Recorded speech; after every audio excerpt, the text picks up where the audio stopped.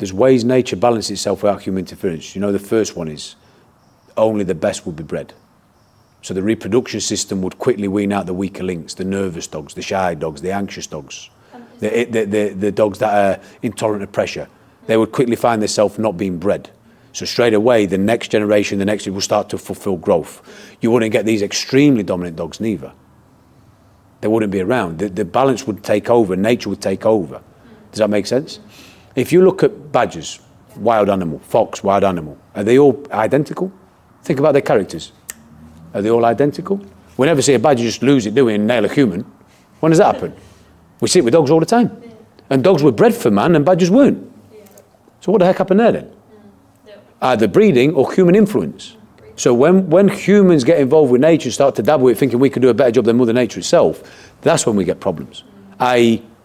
training, for example. Humans now have derived an idea that we can train better now than we ever did for 1,000 years before. And they are pushing it, and they are offending certain training styles. You're not offending me. It doesn't matter what you think. My proof of my training is what I own and what I train with my clients, and I'm happy with that. Don't need to take over the world with it. But you're offending the thousands of generations before us that did a very good job. A very good job with less dog attacks, with less fashion breeds, with less imbalanced dogs, because Mother Nature was the primary circle and human was the secondary. Now, so the humans want to be the primary. We dictate the breeding, we dictate the training, we dictate everything about it, and we've got a right array of mess, basically, in front of us, in the species, in the dogs. The blame has to fall on the human.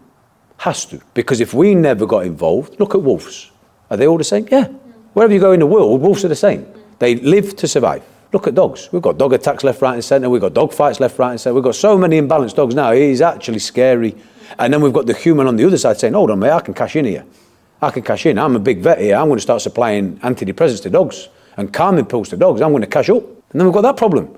So we've got badly bred because it goes with human influence. Yeah, we'll breed it. It looks nice anyway. I know it's scatty, but sod it. We'll make $3,000 a puppy here. We'll breed them.